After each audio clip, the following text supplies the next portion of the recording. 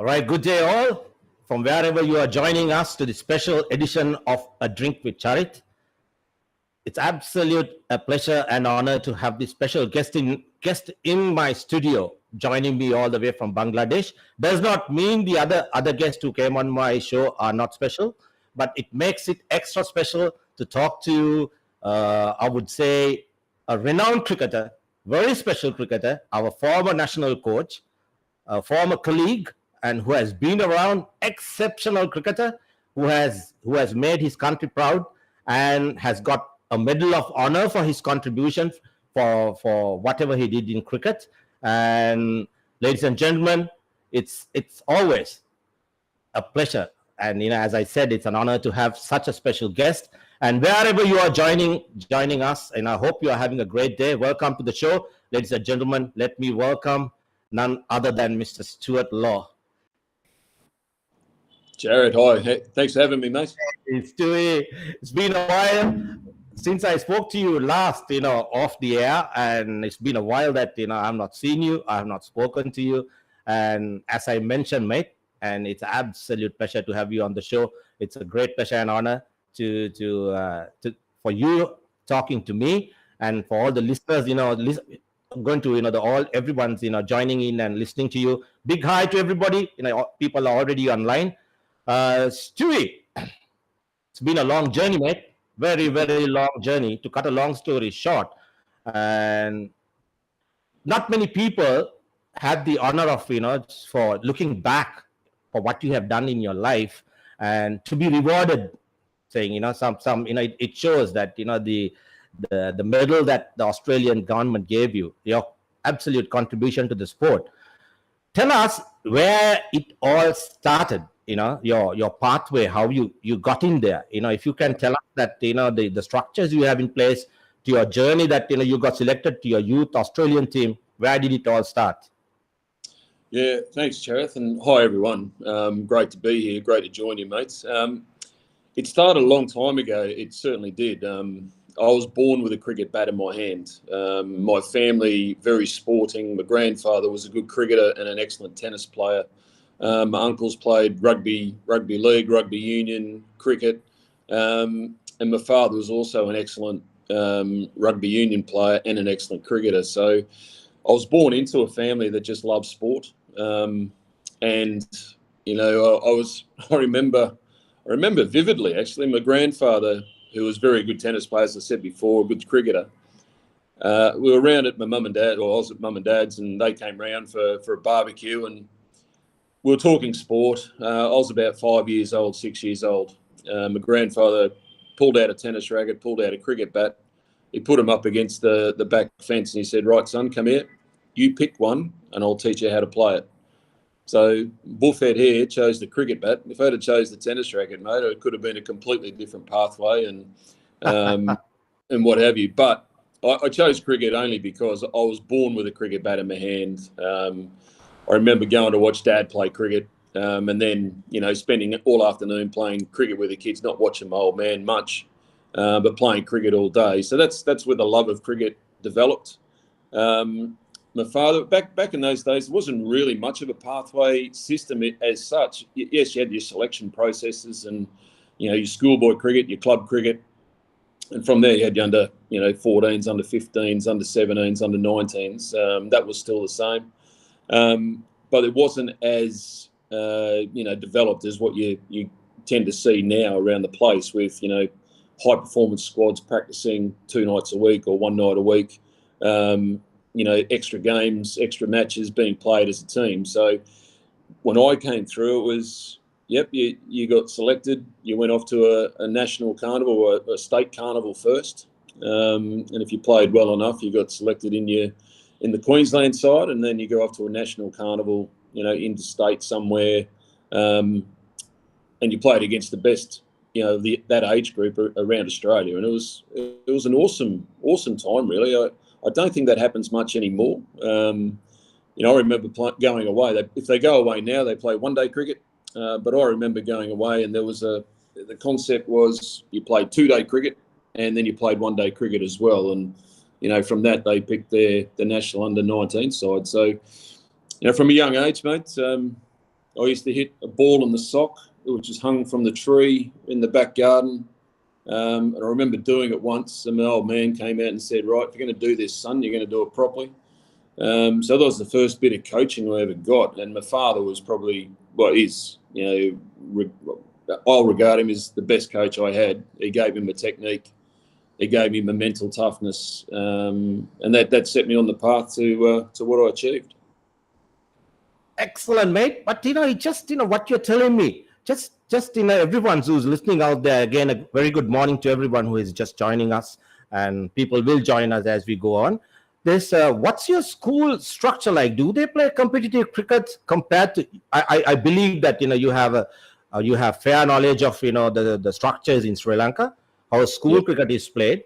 How do you compare the systems you have in Australia to Sri Lanka and Bangladesh? Now that you are the head coach of Bangladesh under-19s, how do you compare it?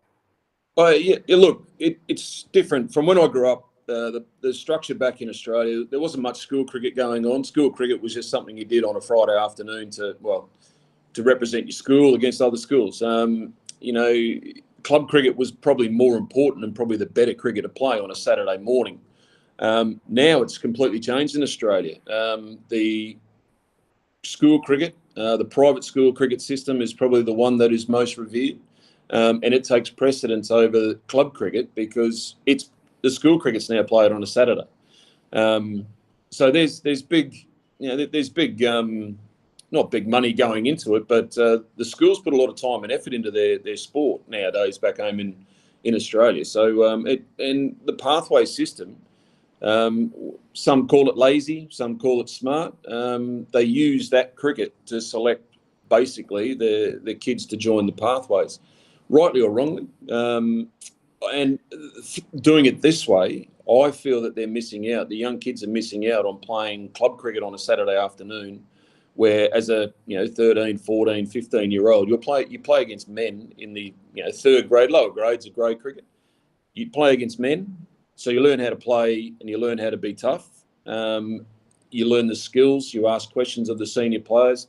That's how you get better. If you just go through as a school group, you're talking to your colleagues, you're talking to players from other teams, but they don't really know too much. They're not that experienced in the game as well. So it's different to how I grew up. I got beaten up in grade cricket. I got, shoulder charge. I played cricket with my father when I was 13 in fifth grade for Valleys in Brisbane. My father played a game.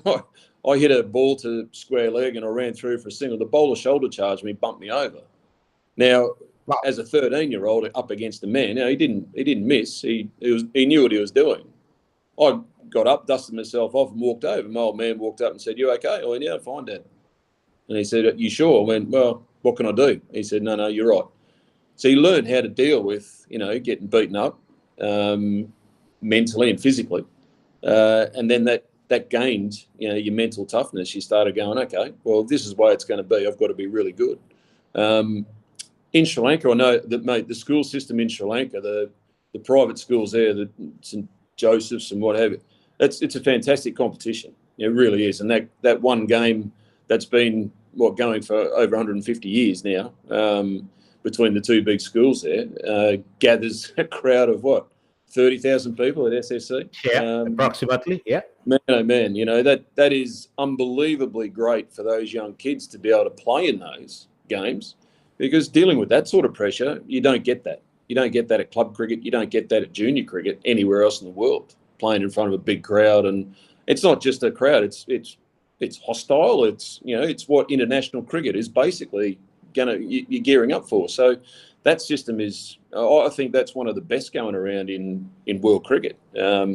To be honest with you, and look at the players it's produced over the number of years. Sri Lanka had a number of fantastic, cricketers, both internationally and domestically.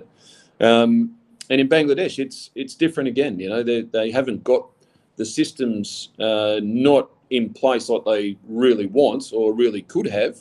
But over here, mate, there's so many people. There's few grounds to actually have all that. They need to create more cricket grounds all around the country, but then there's a cost to do all that as well, which is to find land that's suitable. suitable to put cricket grounds on here in Bangladesh is very difficult. But, they get around it. They get around it by, holding different tournaments. They do love their cricket here. That's the one thing that they do as well. And look, the basic systems, probably not like they are in other parts of the world, but, you still get players coming through. It can be better. Don't get me wrong. Everywhere can be better. But here particularly, they need to work out another strategy, which, the board and the people involved are desperately trying to do, because there's a lot of talent here, and probably a lot of it's not being unearthed, which is only detrimental to Bangladesh national team's health. So 3 completely different parts of the world do it differently, but they do have some success. I mean, Australia's got, they call it the lucky country and what have you. Loads of space, loads of cricket ground. Cricket's a national sport, summertime particularly. So, people just want to do cricket. Here in Bangladesh, cricket is the national sport. It's not so much a fun sport. It's more a religion. It's more, it has to work for people to survive. So it becomes more of a real, stressful part of their life rather than just being the fun. So people do it differently. Obviously everywhere's still trying to find the right way to go about it. And hopefully that in years to come, there will be more cricket grounds for people to play cricket here in Bangladesh in a competitive nature, from junior cricket right through to senior cricket. Very interesting what you say, Stuart. That's one thing I picked up. What you stressed upon, that you don't have such structures in place. Like in Sri Lanka, in Australia. But suddenly, one of the biggest problems we have in this country, that you see the kids playing up to under 19. When I use the term structured, I mean, they start playing cricket from under 12, 13s, 15s, 17s, going up to 19s. But lots of kids drop out. And one of the biggest problems that we have, some of the names you mentioned, top colleges, traditionally known to have produced top cricketers over the years, they drop out, after playing, because they are playing cricket for wrong reasons, because they have, pressure coming from the parents or old boys or whatever. And most of the top cricketers, that's it. But whereas, now you got to tell me, now suddenly something that I have noticed over the years, good example is someone like you, having played club cricket, then getting selected to a youth Australian team, and suddenly the guys blossom. After 19 years, you become international players. How does that happen? Is it your domestic structure in place? And why is Sri Lanka cricket going down, and whereas Australia cricket is looking upwards? How does it work? Yeah, look, mate, you have the same problems everywhere in the world. There's kids that get involved in talk Australia now. Kids get involved in a pathway system. They come out of, the under 12s and under 14s, and they get pigeonholed. Right, this kid will play for Queensland. So they put all these kids together, and they train and they train. All of a sudden, they're not thinking about playing for the love of the game. They think about playing for the money in the game. Now, because everyone starts talking, well, you do really well here, you could go straight to the IPL. Well, that's far-fetched. People don't understand that. People think, well, this kid can hit a 6, so he's going to play 20 over cricket only. I'm a big believer that your best cricketers are your best cricketers. Now, whether that be 4-day, 2-day, 1-day, 20 over, doesn't matter. Your best cricketers will adapt to the different formats. They'll adapt to the different conditions, whether it be spin-friendly, fast bowling, etc., etc. That doesn't happen much anymore. There's kids in those performance pathways back in Australia that at 12, they're the young superstar. At 14, yes, they are the superstar. At 15, they start, thinking, what, it's a lot of time, it's a lot of effort. By 17, 18, on a Saturday afternoon, they go to the beach with their mates rather than play cricket on a Saturday. That's not all of them. That's 1 or 2. The ones that keep going through are the ones who actually love the game. So the kids who love the game will play it no matter what. So they'll just play any opportunity they get. Sometimes the real good kids at a young age, they've hit their ceiling by the time they're 14. So I think that the pathway system in Australia it's good, don't get me wrong, but I don't think they're capturing all the talent. Because sometimes talent, these days particularly, players are playing longer. It's more lucrative to play for a longer time up at the top level. So there's less opportunities for young players. So some players take a little bit more time to develop nowadays, instead of being thrust into the next phase. You know, if you're 14, you're playing under 18s. If you're 16, playing men's cricket. That doesn't really happen much anymore. They keep themselves to their age groups and they don't really stretch the player much anymore. And that's how I developed. And not just me. There's a lot of young kids that came through and were playing A grade at 17, 16, 17. I was lucky enough to play at 15 in Brisbane. But that doesn't happen much anymore. They wait their time, and nowadays they go to play for Queensland under 19s and they come straight into first grade cricket, which they don't get it. They don't understand the difficulties going from, under 19, straight into the Sheffield Shield squad.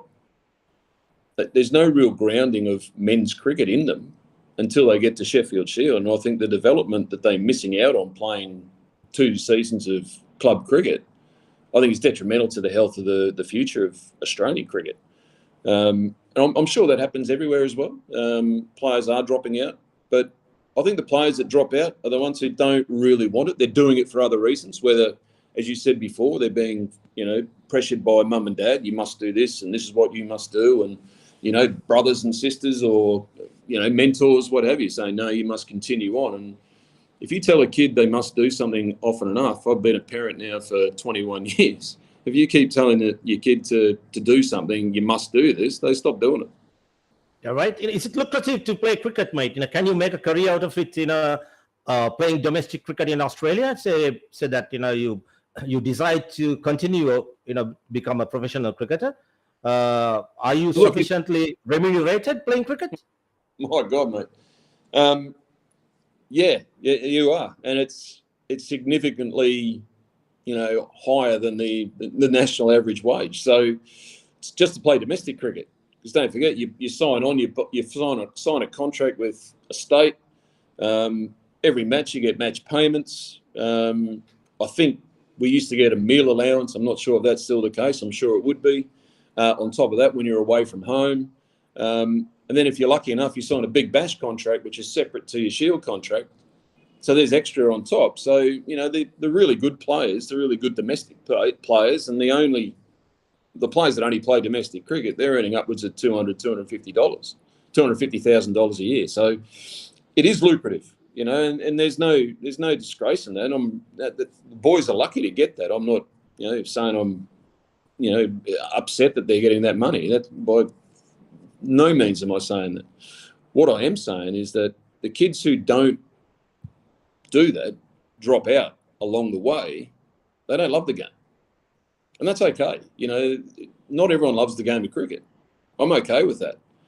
The kids that you want to see come through, the kids that miss out along the way, because if you pick 4 kids that don't love the game and they're in that pathway, that's 4 places that some kids who do love the game who did miss out, that's 4 years or 4, cycles that they've missed out on the opportunity to improve their skills, to get better, to become the player they want to be. And so for the development stage takes a little bit longer because these people who say at 12 and 14 you can pick who's going to be a future superstar, no chance.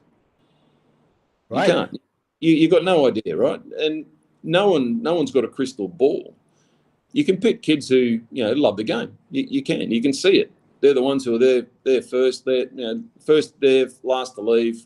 They're trying the hardest, whether they be practicing, whether they be playing. The kids who don't want to be there just expect, I don't want to bat today, or I don't want to bowl today. I want to do X, Y, Z.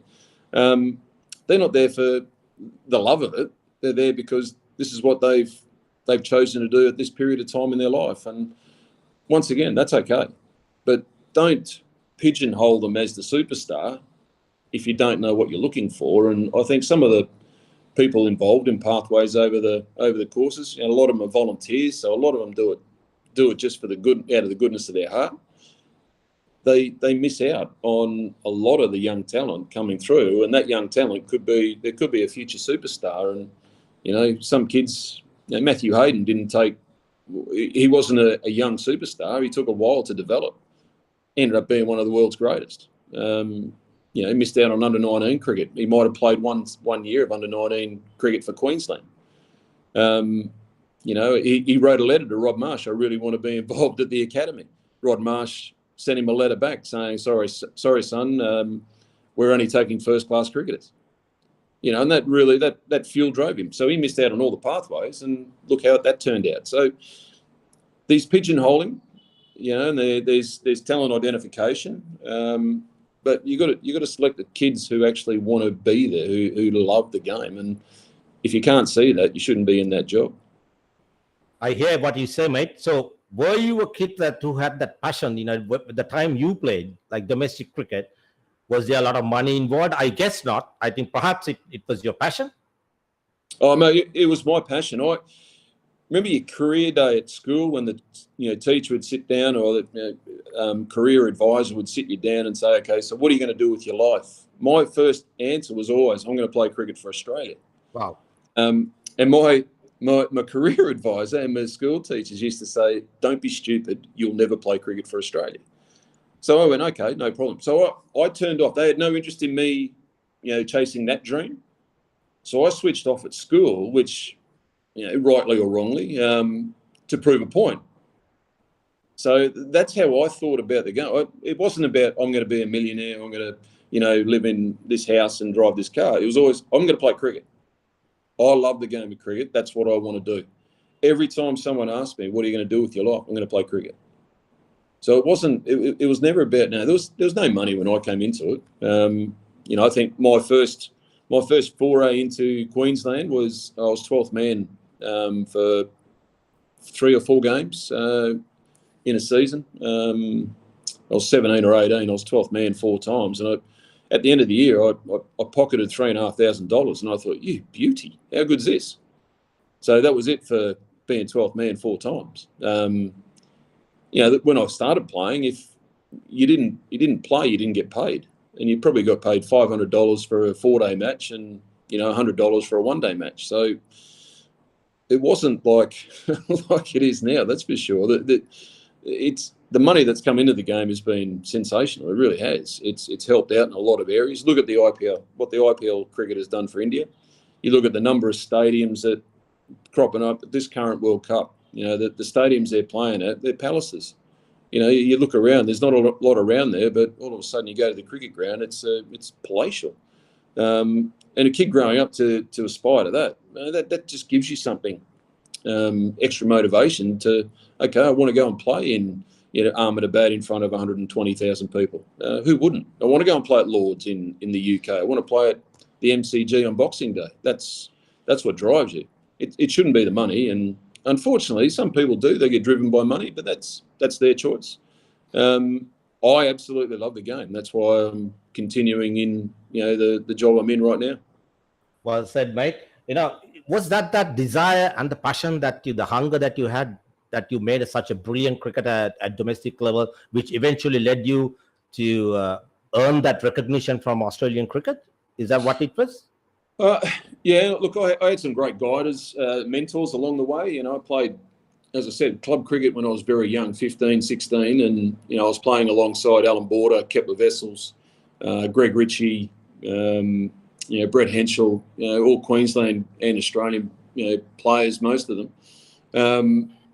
My father was always there as well. He was tough but fair, and he told me the truth, which most people these days don't like hearing the absolute truth.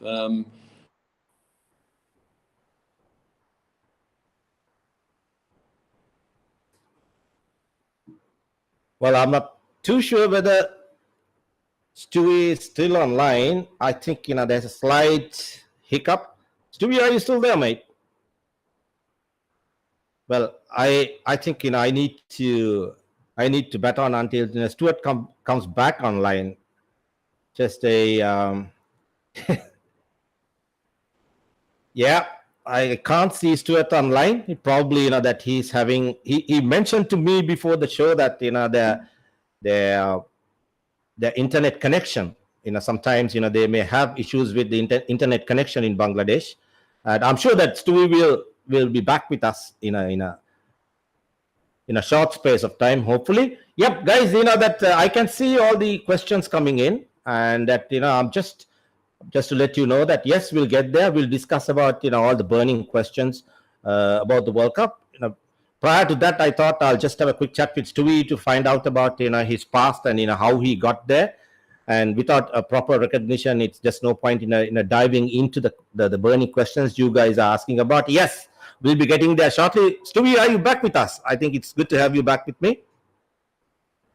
Yeah, you're back with us. Yeah, that's your internet connection that is giving you trouble.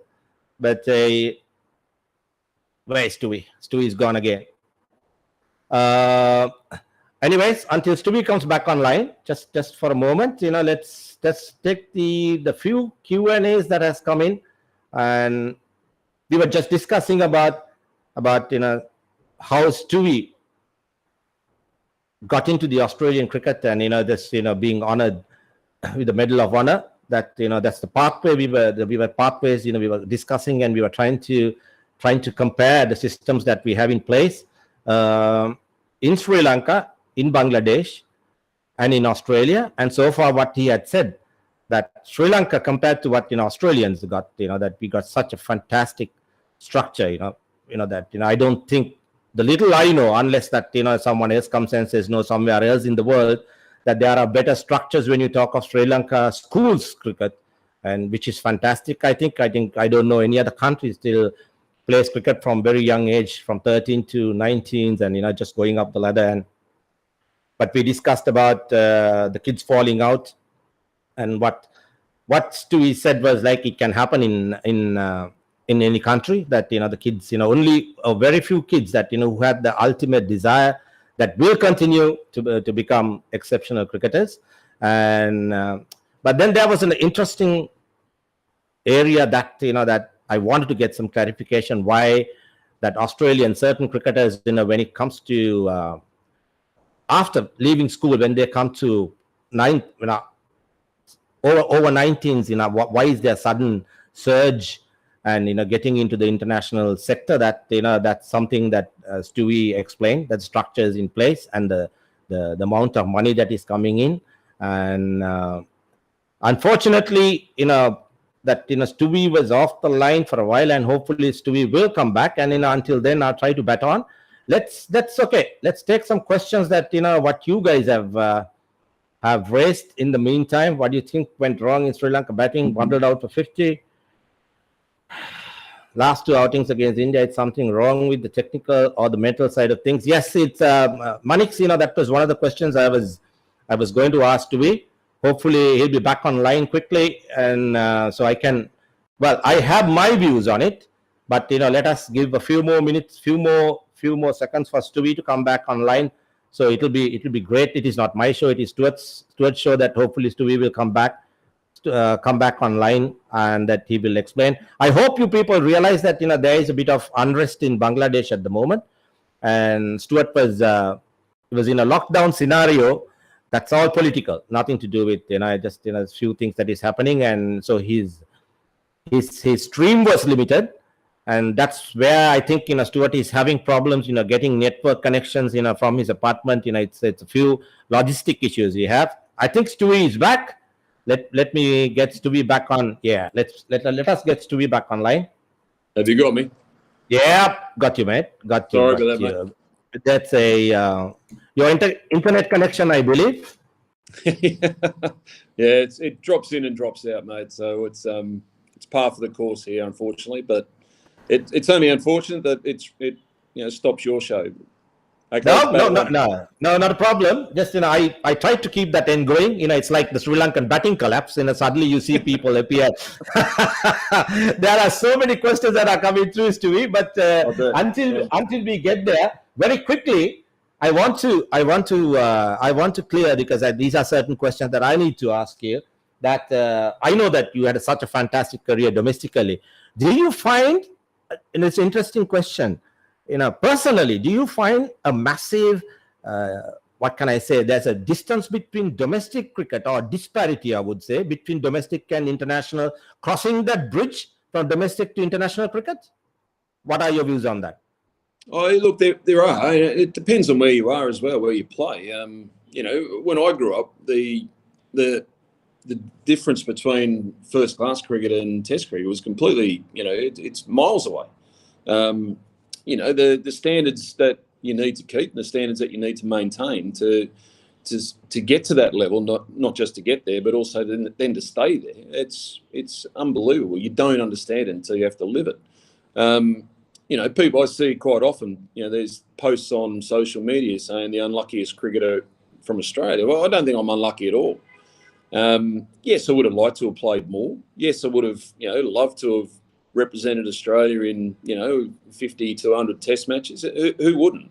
But the reality is, though, and this is where my standards had to be so high to even get close. You weren't knocking out players. You were knocking out legends of the game who were still performing. Australia was still winning series after series. And to actually get a gig, you had to wait for an opportunity, like happened to me, an injury, unfortunately, to Steve Waugh. And as soon as Steve was fit again, I was going to be nowhere. Ricky Ponting and I debuted in the same Test match against Sri Lanka in Perth. Ricky was pigeonholed from, I think, 13 or 14 by Rod Marsh at the academy, saying this kid will play for Australia. That wasn't me. I wasn't pigeonholed back there and then.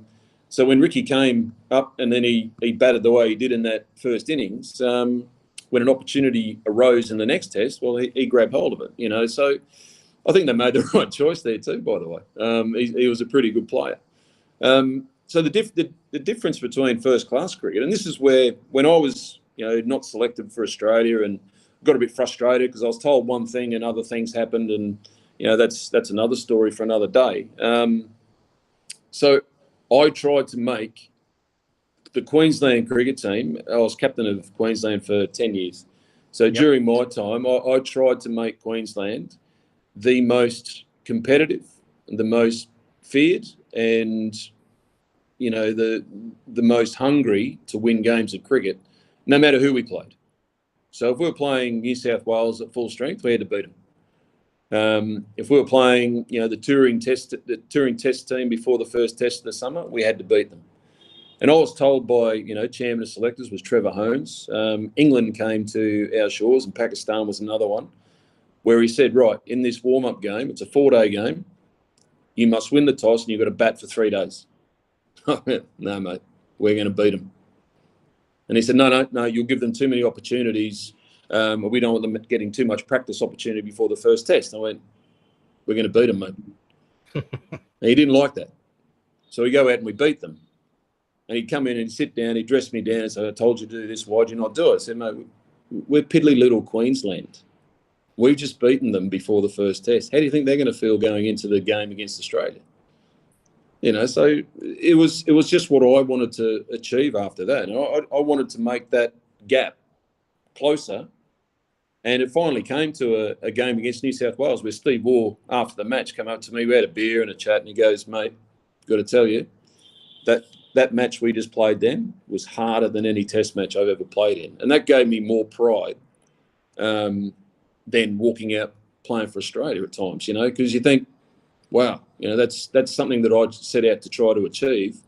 And to come from, the great man Steve Waugh saying that to me, well, that gave me a huge buzz. And, to be involved in the Sheffield Shields that I was, 5 as captain, 5 wins as captain, a couple of one-day trophies as captain, that elevated me to, one of the board members, Damien Mullins, who was also on the Australian Cricket Board.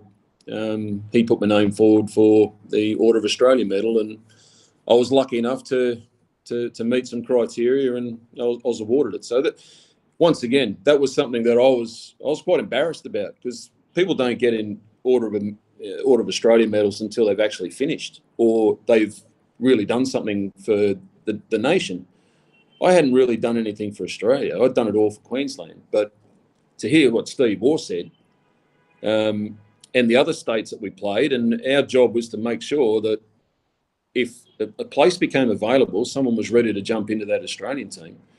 But we also made it very, very possible that the Australian team had to be on guard, because they didn't want to, the guys that were playing for Australia didn't want to be left out or dropped.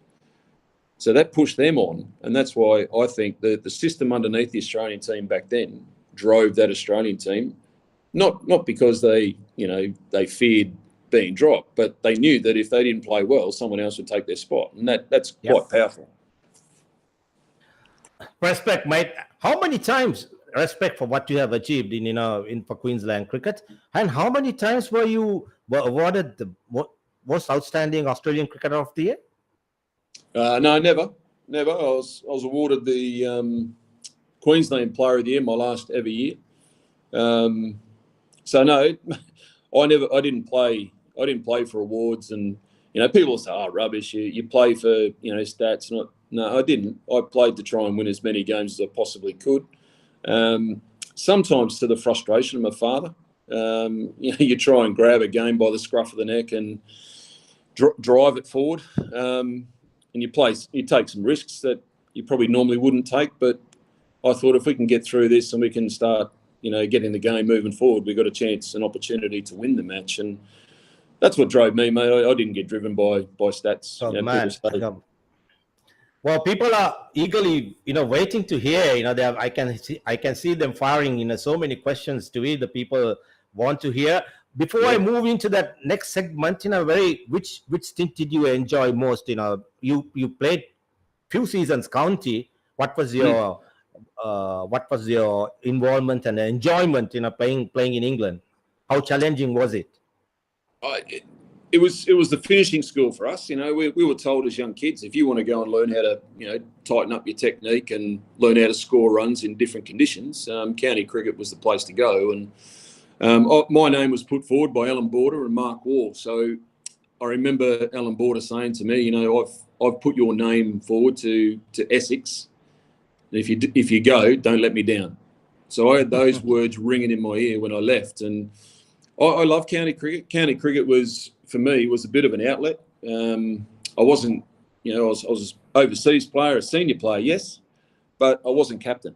So I could go there, I could enjoy my cricket, have a bit of fun, get to know different people from different parts of the world. And, I found county cricket as that real finish for me to finish my cricket knowledge and my understanding of, the game, the way it is played, the way it should be played. And county cricket was great, mate. I had 13 of the best years of my life. Despite what you read, people have documented certain things about, me falling out with this, that and the other. I didn't fall out with anyone. Other people might have, disagreed with what I'd said, but there was no skin off my nose. Everyone's only heard one side of the story, really. There was one time when it probably got escalated a bit at Essex, but I think there are other reasons as to why that came out. And when your teammates start turning on you for no particular reason other than you've been very successful and more successful than they are, I think that says a lot more about them than what it does about you. So, mate, county cricket was great. I thoroughly enjoy it, and if anyone does get the opportunity, go and do it, because even if it's only at a league level, go and play league cricket in England. You learn a lot about yourself. You learn a lot about your cricket. And if you go there and you don't buy into what the club's trying to do, they'll chew you up and spit you out very quickly. So 13 seasons, mate, I had best times of my life. So it was great for me. Well said, mate. At what point did you realize that you're going to coach? I think you first started coaching in England, if I'm not mistaken. No, it was funny enough. I played cricket with Murley at Lancashire. Shared a dressing room, and they're great men. I loved, even though we played a lot of one-day cricket against each other, didn't love facing him, but I just loved the way he went about his cricket, and in the dressing room, he was a different character. It was, some days he was funny, other days he was like a pest. But that was the beauty of Murley, one of the greatest cricketers that the world's known, definitely one of the greatest from Sri Lanka. And it was just after the horrible incident in Lahore, where the Sri Lankan team was shot at, yeah. Shot at, yeah. So Paul Farbrace, with a bit of shrapnel in his arm, decided that was enough. So there was a position there available, and I just, out of curiosity, I know that there were tours coming up, and I just said to Murali, I said, mate, look, what do you think the chances of me, coming on board to join Sri Lanka, just for the next tour or whatever it might be? Next thing I know, Trevor Bayliss is on the phone, and I'm off. I'm been announced as the new assistant coach to Sri Lanka, and that was my coaching journey start. So to start in the environment that I did, a foreign environment for me, English speaking me, my Sri Lankan was very bad. But I learned how to communicate, because the cricket language is very similar. But yeah, to learn under Trevor Bayliss, to join that crew, to work with such wonderful players was a great start into my coaching career, and thrown in at the deep end, straight into a series against India in India. But some enjoyable times, mate. Yeah, great, mate. I didn't realize that I was around, and that's the time I got to know you. I remember you coming under Trevor Bayliss, and just a question in general, Stewie. That you coming from a different culture, how challenging is for a foreign coach to come to this part of the world and take over such a challenging job or a role? Yeah, look, I can sit here now as a more experienced coach and understanding, different cultures, living in different cultures. I think if you go there as a foreign coach and you don't embrace the culture, you might not have to live it, to the letter of the law, but as long as you embrace it, understand what it means to the locals, there shouldn't be a problem. That's number one thing. You can't go in there and preach your ideals to other people. So you've got to live and understand, what other people, how they do it, how they go about it, and that's part of the learning process. Everywhere's different. The culture in Australia is different to the culture in England, for example. Even though it's very similar, it's very different. So to come from Australia, then England, then into Sri Lanka was a steep learning curve, but one that I had to understand it. I had to take a while. It wasn't an overnight thing, but once you understand it, learn how to communicate with the boys, the rest just seems to fall into place. So overseas coaches, yes, there is a language barrier, but we still have the language of cricket. We still have the love of cricket, and that gets you through most situations. If the culture is not similar to where are you coming from, because that you guys, like what you spoke about, how you played when you were a kid, how another kid, ran to you and floored you, basically, that's how you become, mentally and physically tough. And if you don't find that culture over here, would you change it overnight, or is it a process? No, you can't change. Culture is very difficult to change. You can change. I'm talking about the cricketing culture, Stewie. Yeah, cricketing culture is one thing as well, and that's different. The one thing you can change is standards. Standards are, something that you aspire to. It's, basically it's an unwritten rule that, okay, if we want to be, everyone wants to be the best team in the world. And if you don't want to be the best team in the world, you shouldn't be playing. But there's got to be sacrifice. There's got to be consequences for actions. So if you have standards that you agree upon as a group, not just one person, you can't come in and be a dictator and say, this is what we need to do, and if you don't do this, well, I'll pick someone else, and that doesn't create a good environment. That environment needs to be a safe environment for the players. The communication needs to be, two ways. It needs to be open and honest, without being damaging, but also the standards need to be high, and if you don't have high standards that you're trying to achieve, you maintain mediocrity. The coach's job is to come in and to create those standards within the environment, within the culture, and then to look at the standards that the boys are achieving, or everyone's achieving, not just the players but the coaches as well. You look at that culture, you look at those standards, and if they're not up to the mark, well, then you need to have conversations to keep maintaining. So this is called challenging people. Now, I know you, mate, you like to challenge people. During my career, I love being challenged because I like proving people wrong. The culture now, modern, and this is human, evolution. The culture now isn't a challenging culture. It's a now pat on the back culture, which, if you tell someone they're doing a great job and they're not doing a good job, you're creating a massive problem. That's where the truth and honesty comes in. And if you can't have that honest conversation in a way that's going to help the person, well, you're not helping the person. If you're telling them they're good when they're not, what are you creating? You have a standard that you want to maintain. You have, protocols that you need to adhere to.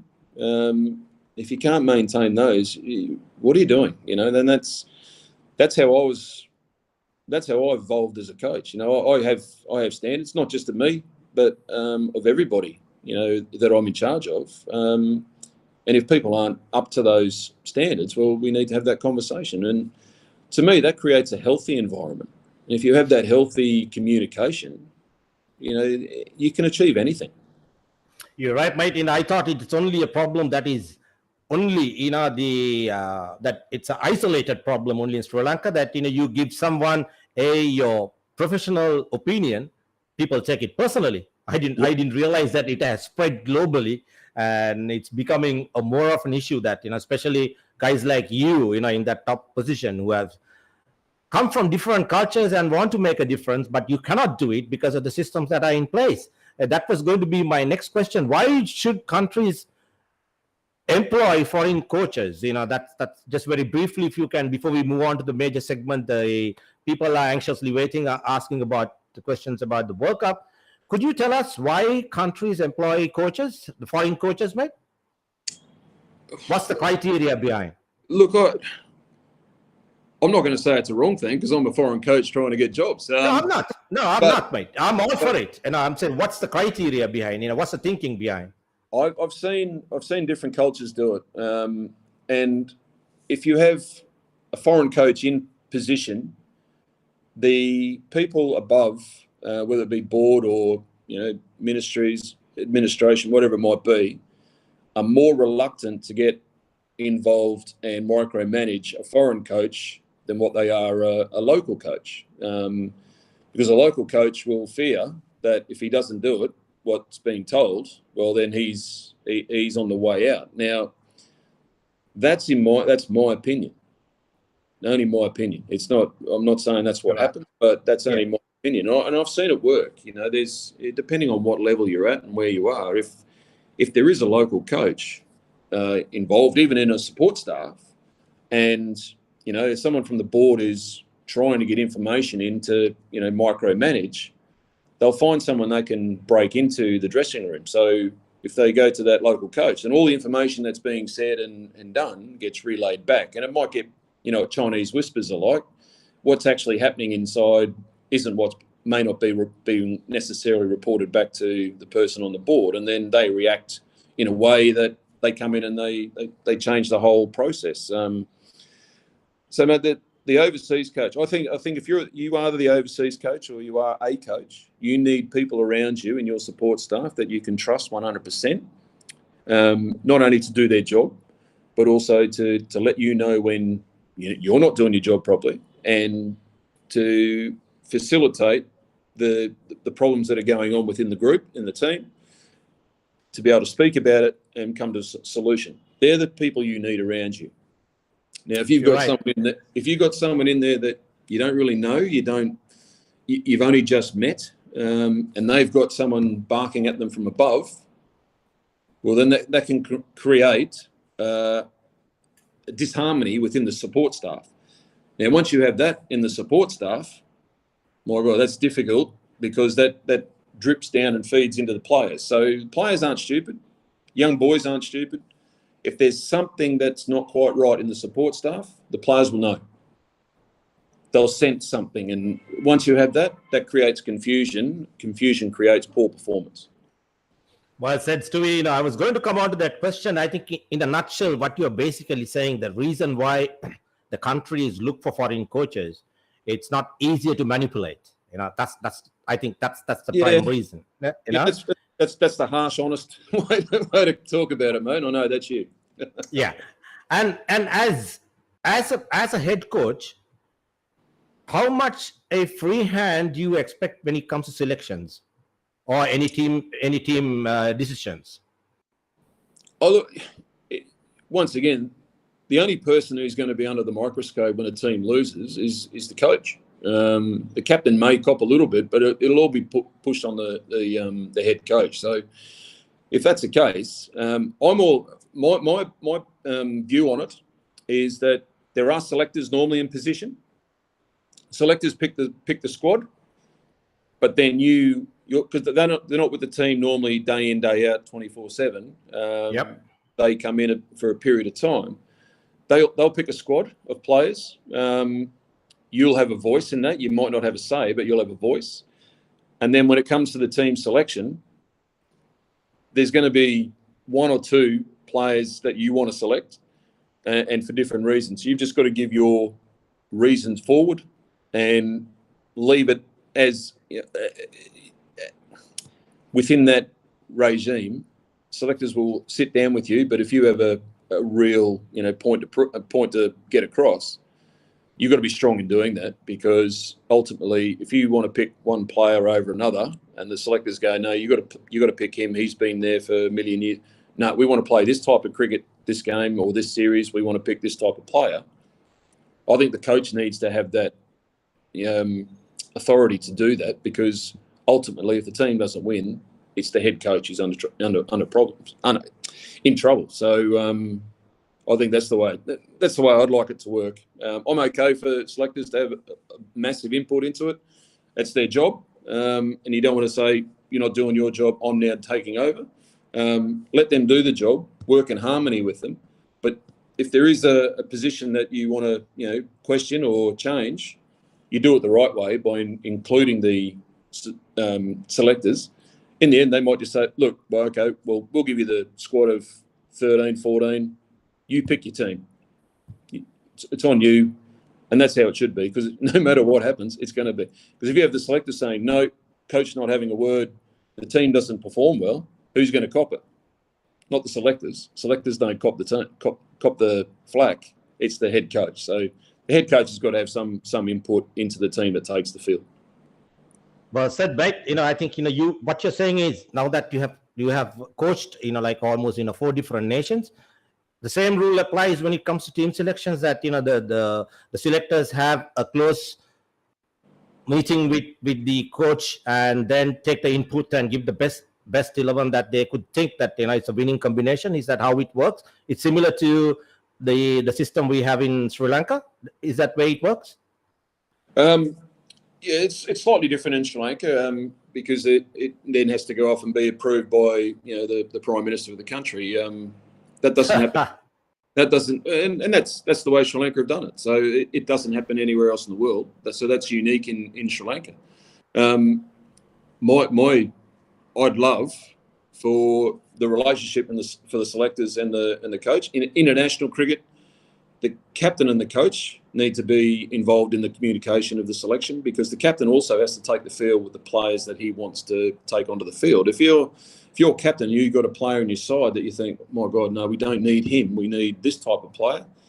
If the selectors then overrule you and say, no, you go, okay, I need to do the best. But once again, if that player who does play and doesn't perform as well as the captain and the coach thought he wasn't going to, the captain and the coach are under the microscope. So it's unique in certain parts of the world, but the relationship between the selectors and the selectors and the coach and the captain needs to be really good, and it needs to be amicable all the time. You're never going to agree on everything, but if that's sometimes they might say, okay, we'll give you that, but next time we need to have this, and you go, okay, we'll cross that bridge when we get to it. So as long as that communication is open and doesn't stop every time that there's something talked about, it needs to be communicated between those parties regarding selection.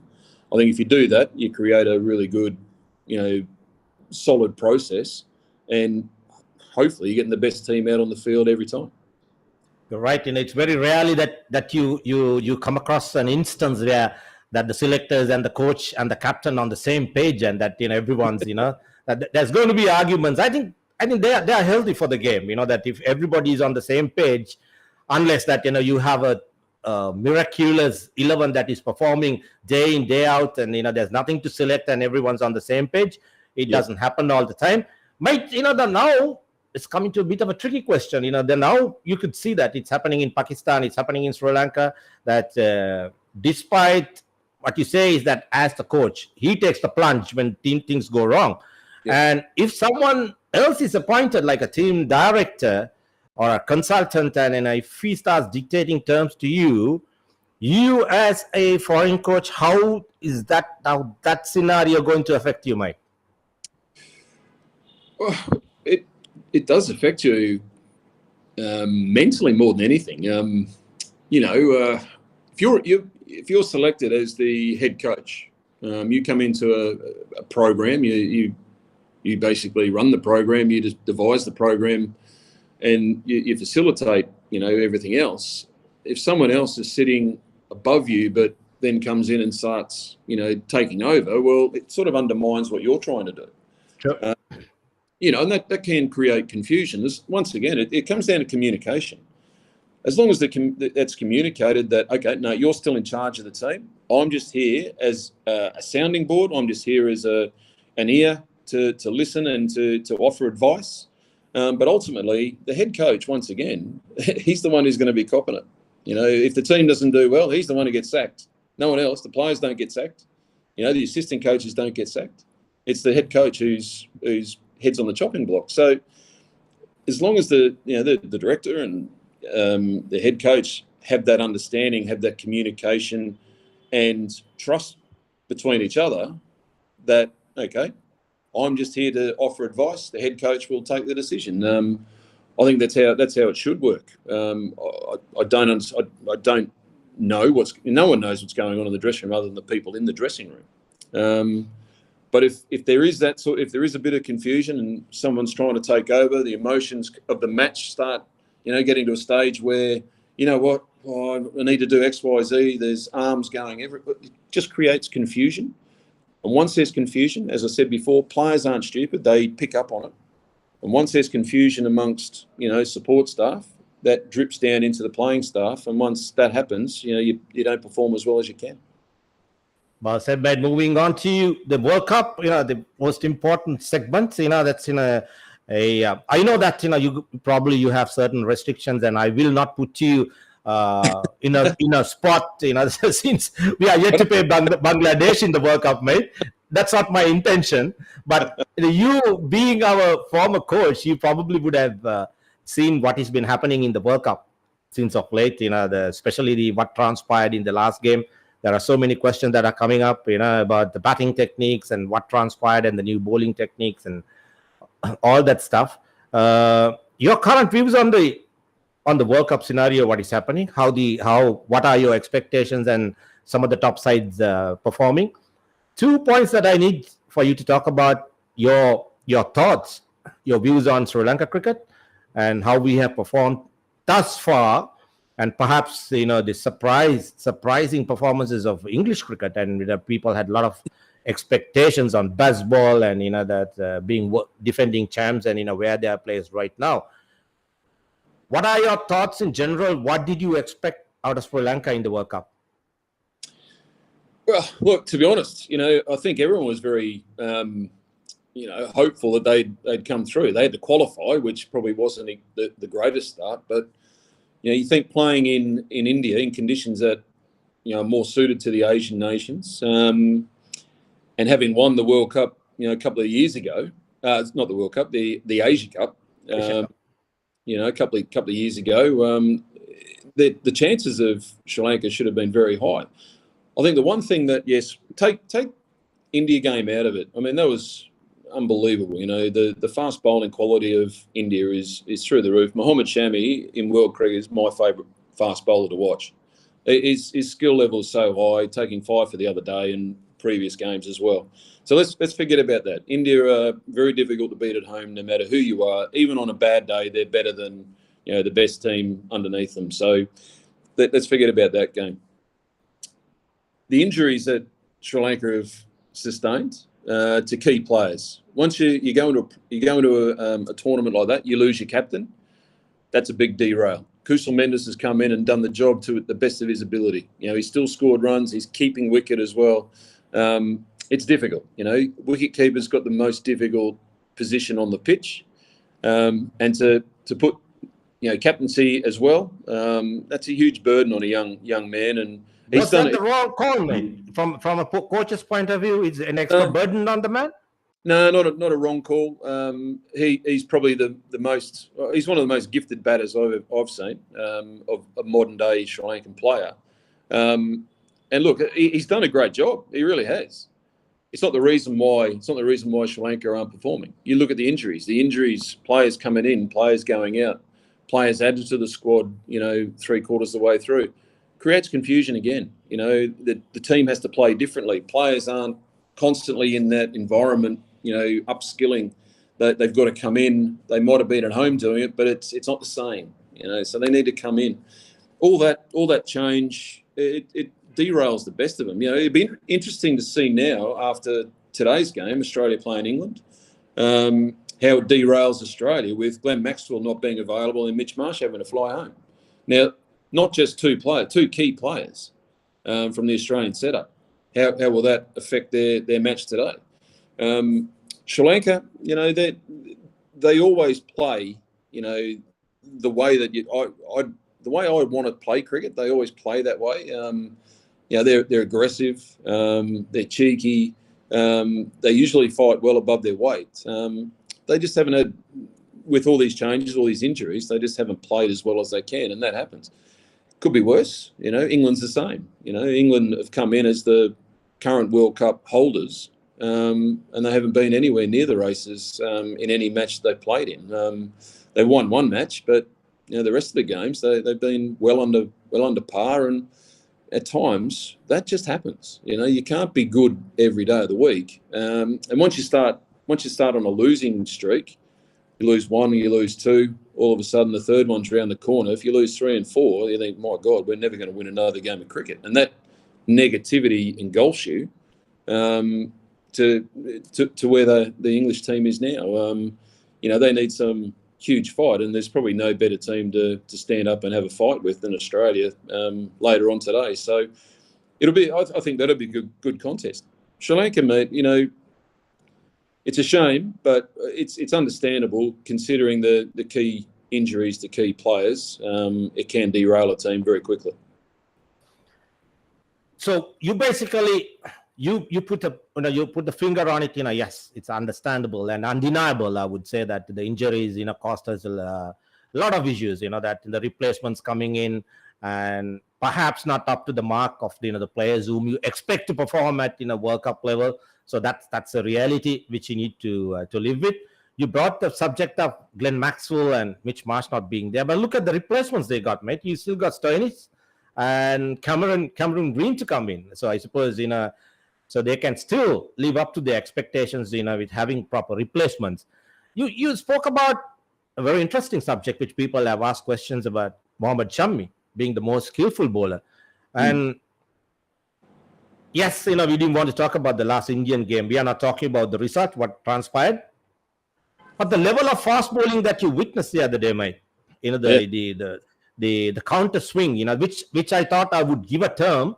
I would like to call it, 2-in-1 delivery, that you see, with the bowler going wide at the crease, angling the ball towards you, and as humans, you react. Correct me if I'm wrong, coach, that you react to your first reaction where the ball is coming. And then suddenly the ball approaches you and you see the ball leaving you. So there are two contrasting movements in one ball. Have you ever seen anything like that in the subcontinent, coach? Not to that standard. one thing I can say is that it does swing more in Mumbai. I've always been told that by the great, Indian all-rounders and what have you, Martin Lal, etc. So if you're going to play in India with the ball swinging, Mumbai is the place because there's always that sea breeze. The Wankhede Stadium is not far from the sea. So there is that. The biggest mistake Sri Lanka made the other day, and this is, once again, not isolated just to Sri Lanka, the toss. If you win the toss, I think, I know the reasons why some teams want to chase runs, but I think when you're in a position where teams that can be vulnerable when they're not leading the game, and if you bat first, you're leading the game. I think if it may not have changed the result, but I think it would have definitely heightened the chances of Sri Lanka performing better had they batted first. You saw when sun disappears, the movement on the pitch is completely different. Now, South Africa, this is where I think New Zealand made a massive blue the other day by winning the toss and bowling, and South Africa putting on 350, particularly when, you've seen South Africa lost a couple of games and they've chased. So they don't chase very well. They're very good front runners. This is where teams, they lean on statistics, they lean on the analysts to provide information. And sometimes the information is right in front of you without having to go on a computer and have a look at it. Now, that information from New Zealand, the information that I've watched, if I win the toss playing South Africa, you want them chasing. Doesn't matter how many they're chasing, you just want them to chase. You don't want them to set a total. It's where teams are now trying to outsmart the opposition. And look, I think the beauty of a World Cup is if you're trying to outsmart teams all the time, it can get a bit tough, because you forget how to play. I'd rather see teams try and outplay the opposition rather than outsmart them. So if you outplay them on the cricket ground, it doesn't matter whether you bat, bowl, first, second, doesn't matter.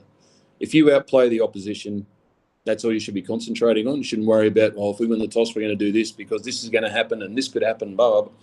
You've got hypotheticals. But if you sit there and say, we're going to win the toss, we're going to bat first, we're going to put a score on the board, and we're going to defend like our lives depend on it, all of a sudden that's clear. You've got clarity in your game plan. You've got clarity in, what you're doing. If you don't win the toss, right, we're going to defend early and we're going to, break the target down into X, Y, Z. That, I think, has come into the international game as well. The analyst has probably got too much say in what they should do first. I keep hearing, the dew's coming in, and the game's almost done and there's still no dew.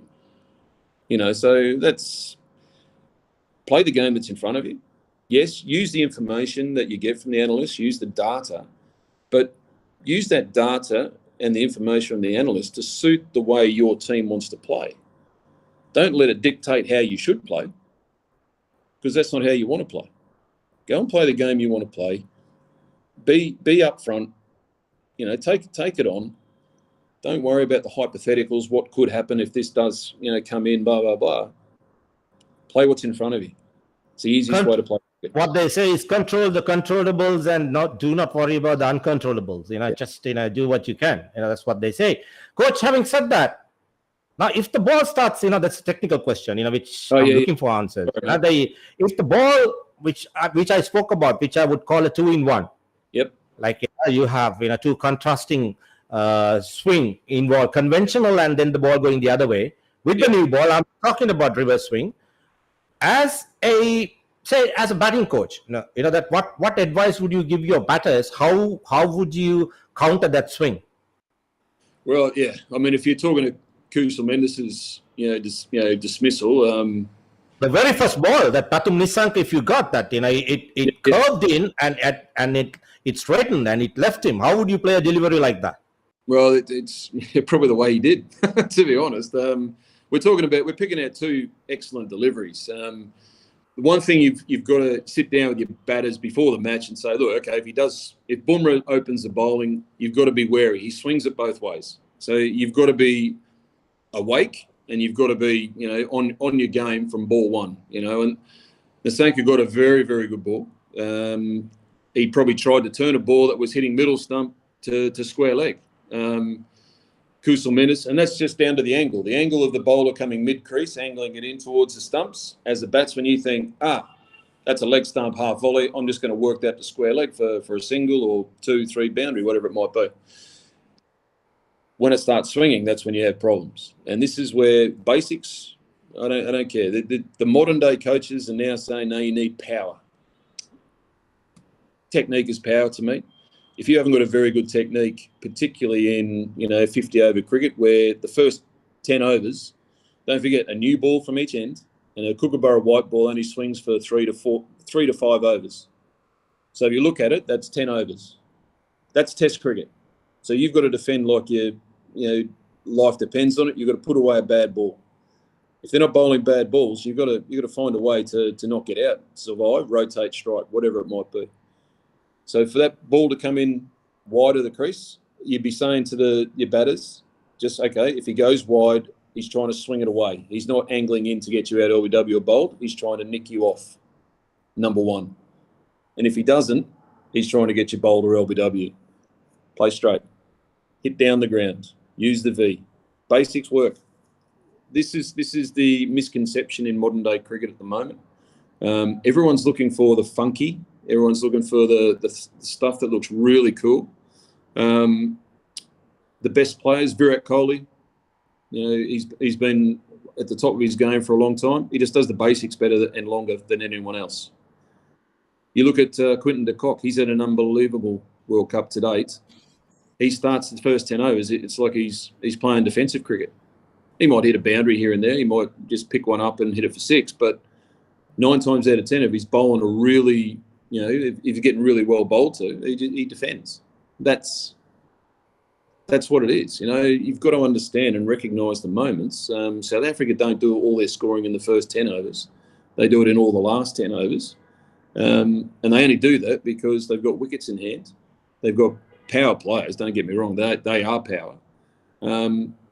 But they've got opening batters who, in top 4, who play Test cricket.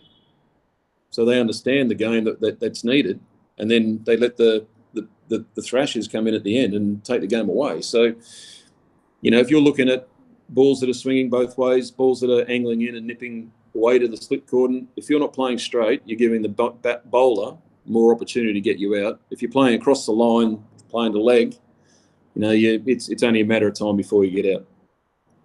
Is that a skill, coach? That ability to combine that two contrasting swings in one delivery. Is that a new skill that has come into the game, or have you seen it before? What no, mate, they start pretty close to the stumps, and if the ball's swinging big, we were always told if the ball's swinging big, go wide of the crease, angle in to swing it away. So it just creates a different angle. But also, if you start close to the stumps as a bowler and you're bowling big outswing, if the batsman sees it swinging, it's an easy leave. He can let it go, no problem. But if you change the angle by going wide of the crease and angling it in, all of a sudden the batsman thinks, I've got to hit that. So you're drawing the batsman into play, and if the ball does swing away, and if it's swinging big, it might angle in towards middle stump and still might miss off stump, but the batsman's got to play the ball. So it's not brand new, mate. The one thing that it was executed perfectly the other night. That's execution comes down to it. Batters, giving them an opportunity by, it's not the batter's fault either. You are drawn to play on the leg side. The mental toughness of you knowing that, okay, if the ball is angling in, I've got to move. It's moving away. I've got to play as straight as I can for as long as I can here until the ball stops swinging. You're right. Just to quickly answer that. Naveen is asking, Sri Lanka won 2 games chasing, but I think the answer to that, coach, perhaps in different venues, different oppositions. We were talking specifically, we're talking about Wankhede Stadium, what is known for. That's you win the toss, bat first because the ball swings more when you bat second. Yep. You spoke about Shami, right? That skill level, that you talk, what a great bowler he is. Where would you draw? If you look at the guy, he doesn't look the most fittest athlete in the world. And now that is, there are a lot of emphasis on fitness. From Sri Lankan standards, the standards that we have put in place, The guy won't be picked because perhaps his skin folds are over 120, 130. As a coach, where would you draw the line between fitness and his skill levels and eligibility to perform at this level, coach? Yeah, Mohamed Shami looks like he limps into bowl, doesn't he? He's got knee problems. I've seen him in a pair of shorts. He's got knee braces and what have you, but he bowls a lot. He's probably fitter than what he looks. That is for sure. Look, the game has changed. Years and years ago, fitness wasn't really looked upon as a selection criteria. I think it has probably gone a little bit too far the other way now, where fitness does become, one thing to they look at, and if it's down to if you're in contention to play, picked in a squad, similar type of player, they'll pick the guy who's fitter. Not necessarily the better cricketer, but they'll pick someone who can. And the fitter you are, the more longevity you have. So you'll be able to cope with the stresses and strains of the game for longer periods of time. And look, there's a reason why fitness is important. We used to play a lot of cricket back in yesteryear. That kept us fit, not as fit as the boys are today. That, don't get me wrong, they are super fit now. So it is important. And if you want to keep up with the likes of the South African team, the Australian team, the Indian team, they're very fit. Some players probably are fitter than others, but on a whole, they're fit. So if you don't want to be classed as that, your skill level has to be so high that you can't afford to be left out. And that's not going to happen too much in this day and age. So look, there's a fine balance. Yes, you need to be fit. You need not only get through 4 days, you need to get through, a month and a half of extreme cricket in a World Cup. You're not playing every other day, but there's some games have got a week in between. Some have only got 2 days in between. So you need to be fit to be able to come and back up and repeat your skill over and over again. So there is that element to it and that thought process to it. Skills, it's still a skill-based game. Skills do speak highly, but your best players, your most skillful players will want to be playing every game, so that they need to, look after their fitness as well. And fitness is one of the easiest things, mate. You can do it. You don't need to go to a gym. You don't need someone there telling you you must do X, Y, Z. Come on, you've got to. If you don't have that drive, you're not gonna make it, mate. Right. On a scale of 1 to 10, where would you place fitness? Well below skill level. It's probably a 3. For me, players have got to be fit, yes, but it can't get in the way of their skill work. Wow. Big, that's a big say, coach. Good to hear that, views, because I was one of the guys who was obsessed with this, new fitness scenario. Now I've come to the realization, no, it's a fine line that you need to strike a balance. I probably see, and when you see guys like both Shamis playing for India and South Africa respectively, and they both look completely unlike cricketing guys that you see these days. But the fact is, every time the ball is given to them, they perform. Big hi to Prabhat Nisanka, all the way from Australia, watching us. Good to have you, mate. Hope your academy is going well. And if I'm not mistaken, you celebrated your birthday a few days back. And if I didn't wish you belated wishes, all the very best and good luck and regards to the family. Good to have you on the show. Yes, and coach, another tricky question. Where Sri Lanka is placed right now, as our former coach, where will you go from here? That we are struggling. I don't know. I'm sure you are aware that it's a crunch game against Bangladesh. Unfortunately, that we have to win. Perhaps we have to win the next 2 or at least one of the games out of the 2 for us to have a chance in the Champions League. I think, which is primarily important that we give emphasis to these 2 games. As a coach, how would you look at, how will we finish this competition? Where would we go from here?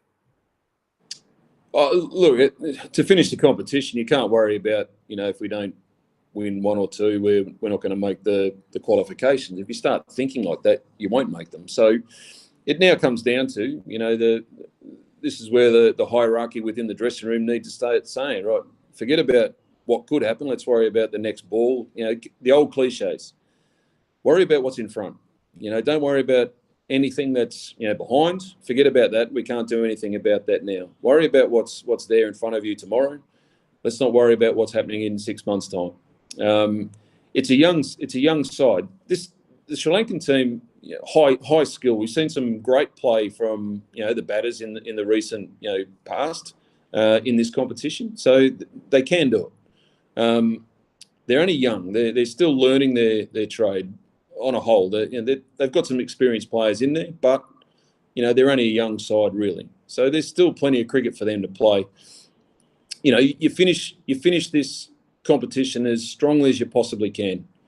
Let's finish on a high, even though it's not been high enough for the people of Sri Lanka, and rightly so. They demand a lot more from their team than what's come out. But as coach, I'd be saying, look, let's get out of this competition with something to take out of it, something to move forward with, and then you start planning for the next phase. Coaches work on the 4-year phase, so World Cup to World Cup. There's plenty of cricket to be played in between that 4 years. Whether it's a farewell to some senior players and bring in some new talent and start afresh, or whether you continue the way you're going and just develop the players, play as much cricket as you possibly can to get them better and ready for, there's a T20 World Cup coming up next year. The 50 over World Cup's in 4 years' time. So stick a plan in place that makes you, A, don't have to go through the qualification process, and B, make them the toughest, the most resilient, highly skilled, cricketers that you possibly can. So as a coach, you'd be drawing on all the positives. If we start highlighting negatives, which people tend to do in these situations, the team's not going to move forward. They're going to, dwell on what has happened and not focus on what possibly could happen. So it's a fine balancing act. Yeah, you want to be disappointed. Well, they are. I'm sure they're disappointed with where they're at in the competition. But you can't focus on the negative side of things. You've got to look towards what can be positive. What positives can we take out of this comp and move forward, with to develop, the team again. Sri Lanka's got a very, very proud tradition. Maybe instead of focusing on just cricket, how can we get together as a team? How can we get together as a squad? I'm sure the national selectors will have a squad of about 30 to 50 players that they want to choose from. Involve everybody, not in every match, but maybe something away from cricket. Start building a team again. Start building that passion for, Sri Lanka, that the fighting nation that Sri Lankans are. That I always saw every time we played Sri Lanka, we thought, geez, if we don't play well today, we're going to get absolutely pumped, because the Sri Lankans just used to fight. Didn't matter who they played against. It's not about the size of the dog in the fight. It's the size of the fight. It says the fight in the dog. Yeah. Having said that, did you expect us to beat you guys in 1996? Was that a surprise to you? No, we probably didn't. It wasn't really spoken about. The result wasn't really spoken about. But the one thing that we didn't, have any clue about was the conditions.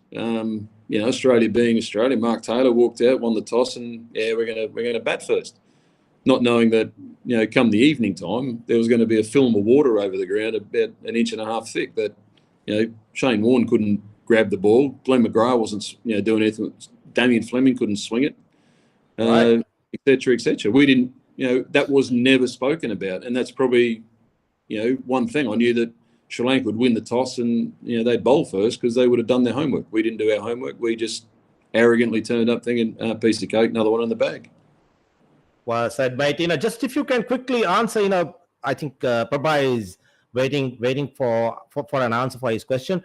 What you guys thinking of bowling fitness of the players? You need bowling fitness to uplift your skills, coach. Yeah, look, everyone. This is a question I get asked a lot, and there's no replicated exercise you can do in a gym that helps you bowl better. There's nothing. You can maintain, you can get fit, you can strengthen joints and whatever, but to be fit, every time you go out and bowl a cricket ball, it hurts. So I'm a big advocate that you must be able to bowl a long time to be bowling fit. The modern day where sports science has come in, it's a bit touchy with me too, because sometimes I agree with it, other times it's way off the mark. And look, I think for your bowlers to be bowling fit, they need to bowl. It doesn't really matter how much weights they lift in the gym. It's a running game, so particularly a bowler needs to be running fit. And the best way to get running fit and strength for bowling is bowling. Very well answered. In fact, I was talking to some guys last night. It's amazing that players, posting YouTube videos and doing Scots, which goes up 200 Ks and keeping a bloody egg, behind their backs. I don't know what it's all about. Just if perhaps if it's a contact sport that we're talking, probably it'll work. I don't know. Little, I think cricket like these and. I've seen boxers training, even the heavyweight boxers, don't do much heavyweights because it slows them down. Yep. And, a story to tell you that, it's something I start learning all about, it's very fascinating, what the guys do in martial arts and something I didn't know. It's just, through sheer curiosity, I started learning and, some of the new shots that have come in here, people talk about, that's the baseball skills that, hitting the ball out of the park, generating power. Mate, the boxing guys knew all along where they generate power, using their hips. The power doesn't come from their hands, It's like, it sounds new to us, but the people have known. And last night, one guy, he's a guy who claims that he can bowl 140 plus at any stage. He's saying, sir, the problem is, Prabhat, if you're listening in, they say our problem with our bowling that our guys use only one part of the body. Their shoulders go, their backs go.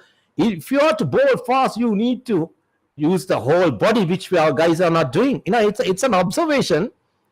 Now this guy has hardly played any first class cricket, but he was having a chat with me. But he's got brains. He got me thinking. Yes, so interesting points to it. No, and very valid too. You look at javelin throwers. Bowling and javelin throwing is very similar. A gridiron, a quarterback in NFL, in American football. Again, they use their hips. Baseball, to throw the ball, they're using their bottom half more so than the top half. Yeah. Most cricketers, we don't know how to throw a ball. We use all arm and shoulder, and that's why shoulders blow out. All of a sudden, you got the loopy underarm from the boundary rather than the rocket that the baseballers have. And it basically comes down to the fact that they use their bottom half more than the top half. Fast bowling's the same. Batting power is the same. It's not lifting weights in the gym. It's about connecting your lower half with your top half, getting that in sync, which creates the power that you need. Look at golf. Rory McIlroy's he's tiny. He's only very, very small in stature. He's strong and powerful, yes, but he hits the ball further than anyone. And it's not because he's muscular in the gym. He doesn't lift the heaviest weights of any professional golfer. He's just got the bottom half connected to the top half, and the timing of it, creates the power he generates. And that's the same with fast bowlers. If you get that syncing of bottom half and top half, it becomes a lot easier. I know that a player that you always have very high regard, Rohit Sharma. I think more often that I think than not, that the guy is not given due credit. I think the guy is given a player who's very easy on the eyes. Like where does that power come, coach? The amazing the boundary hitting ability, not boundary, the sixers hitting ability. Where does it come? Is it skill or it's a combination of so many things? Oh, mate, it's immense skill. I think his technique is very good. His technique is power. So if you meet the ball at the right time, you can create your power that way. He uses the pace of the fast bowler a lot to hit those sixes over fine leg and square leg. He's not generating immense power force through the ball. He's just meeting the ball in a way that it's using all the pace on the ball to just help the ball on the way. And to do that, that's immense skill. You watch, I sit there and talk to young kids nowadays, and you ask them, okay, tell me where you think your cover drive goes. And they always point towards mid-off, even though they say it's a cover drive. And I say, you watch on TV, player will play a cover drive, and you'll think, oh, that's gone through cover. You see it side on, it goes behind point. Now, the reason why it goes behind point is because they've let the ball come to them. They're using the pace of the fast bowler, and they just put the bat on it, and it rockets to the boundary. Now, that's called using the pace. That's generating power without, having the big muscles and what have you. That's just good batting, good skill. Rohit Sharma's got that in spades, mate. The other guy that I'll point out here, Chris Gale. He's 6'4" and built like the Hulk. He's a massive man. But before he became the T20 superstar that he was, he played 100 test matches. He's got a very, very good technique. You've got a very good technique, and you couple it now. He coupled it with that power. He hit the ball further than anyone, but with very little effort. It just looked effortless, but the power just was superb. And one more, I'll go to Mahela Jayawardena. Always impressed me. This, very little in stature, not powerful at all, but he hit the ball just as far as anyone. Because he had timing, he had good technique, and he knew that if he hit the ball at a certain time when it was near him, he could generate the power needed to hit it way over the rope. So there's three guys, all different in stature, but all similar power. And, that's just a credit to the cricket technique. You don't need to be in the gym and look like, a rugby league, front rower or second rower. You can look like, you've never lifted a weight in your life, but still have power to hit the ball over the boundary. Only got to go over the rope. Doesn't have to go out of the grandstand, but out of the grandstand looks pretty cool, I reckon. Yeah, right. Because Mahela Jayawardena and Rohit Sharma doesn't look like the guys who hit the gym regularly, but amazing power that they generate. It's all skill. That's what we're talking about. And Coach, too many questions. What do you think of 2 kilometer run and skin fold as a fitness test? And your thoughts, mate? 2 kilometre run's better than a yo-yo test, in my opinion. It's 5 laps of a cricket ground rather than turning and what have you. Having done both, I didn't do a 2K, sorry, I tell a lie. Did a yo-yo once, and I did what do they call them? Beep test. Did them a few times. No, they're rubbish. We used to do a 15-minute run. Back in my day, 15-minute run. Imagine that these days. You wouldn't get that over the line these days. I think it needs to be done, but it's not overly important. It just gives the fitness coach and the head coach an idea of where boys' fitness is at, and if they do it in a certain time, well done. It's all football related. Does that relate to cricket? I'm not 100% sure. Very interesting, mate. I suppose after this World Cup, that's like the teams perhaps will sit down and take a reality call. How important that the fitness. I was told that Sri Lanka team, which people don't realize that we paid almost 70% emphasis on fitness and didn't work on our skill levels. Which is. You can see that, when we come up against teams that are highly skillful, our guys, lack, they lack behind in their skill levels. We probably, will have to, unfortunately, coach, as you rightly said, we having paid so much emphasis on fitness. Before the World Cup started, half the guys ended up, on the bench. They're all injured. And I think, if you look at the stats, I think that we had dropped the most amount of catches, or either we are right up there. So all that, the programs that we had in place from 8 to 5, running and fielding, has not yielded any results. So that's, we probably will have to go back and do a debrief, reanalysis. That our training techniques we had and how effective it was. It's all a learning curve, and where we go about.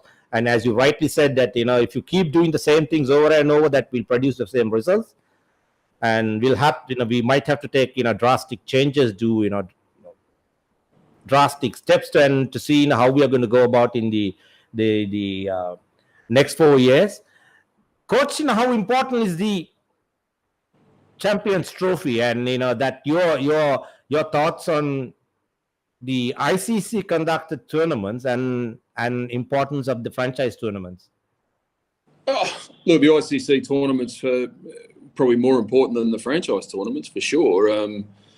The world, it's a mini World Cup, the Champions Trophy, so it's just another opportunity for teams to play in a high pressure games. You only get better playing high pressure games. You learn a lot more about your team, a lot more about yourself.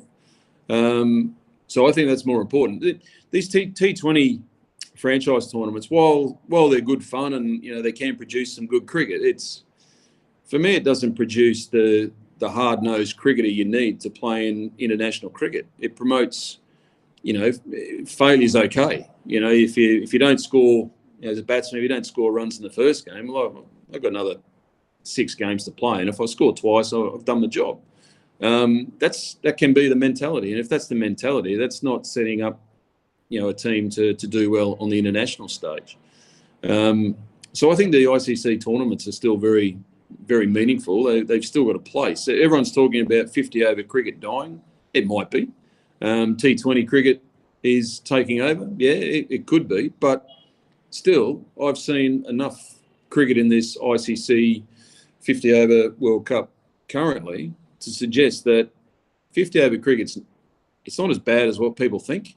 Some games have been one-way streets, but you expect that in early stages. But we've seen a couple of real crackers that have gone deep into the game. So 50 over cricket's a more complex game. 20 over cricket, it's easy. You got 20 overs, you got 6 overs of power play, then all of a sudden it's just hell for leather. So there's only one speed.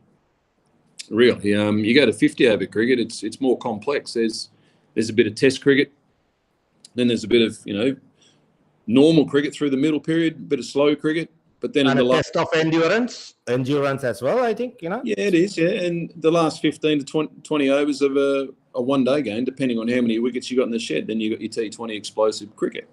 So it's a combination of all three, and you're right.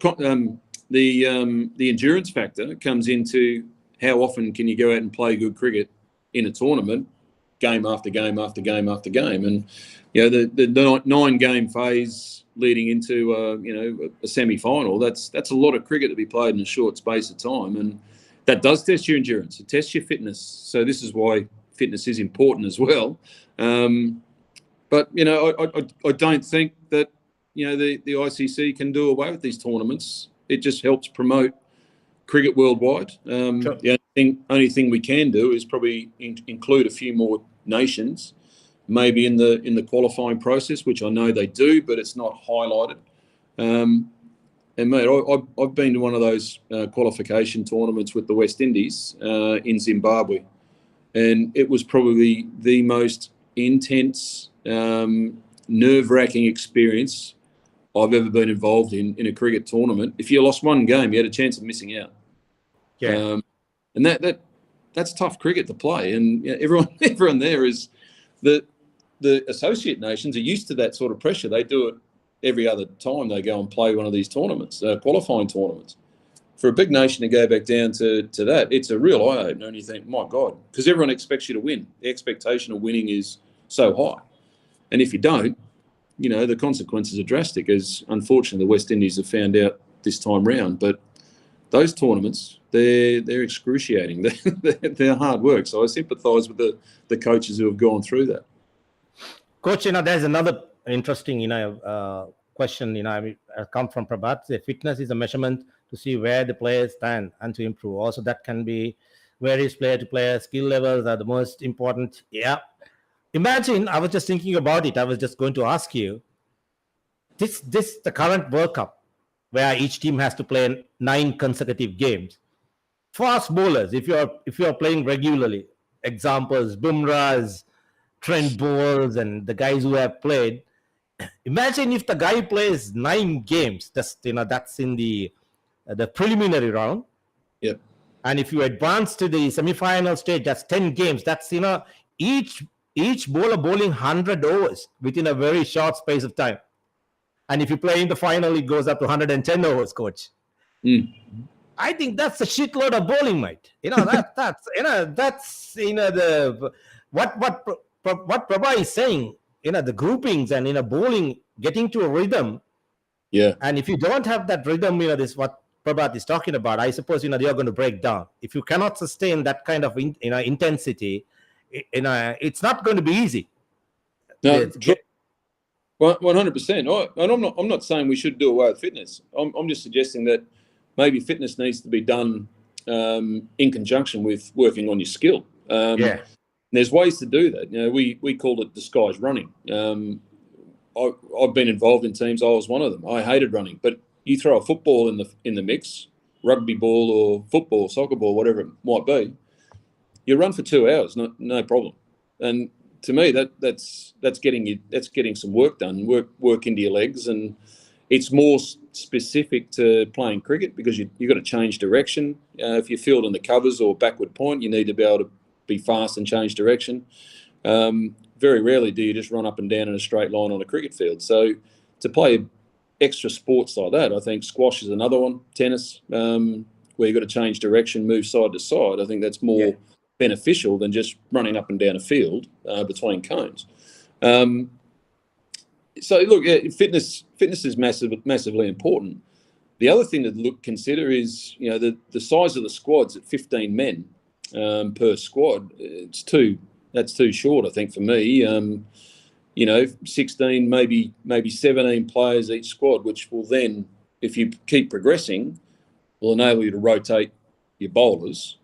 So you can keep, the workloads under management. You can keep them under control, and keep your best bowlers fresh for when you do progress to the semi-finals. Because there's no point playing your best cricket in the first 4 games. You want to be playing your best cricket in the last 6. Sure. And you need fresh, players to be able to do that. So that's one thing the ICC could probably look at if they're going to remain with this format for the next World Cup. Maybe increase the size of squads by 2, by 3. And if a player does get injured, he's not out of the tournament. He just sits on the sideline, and then when he's fit, he comes back in. So that's probably another thing to consider.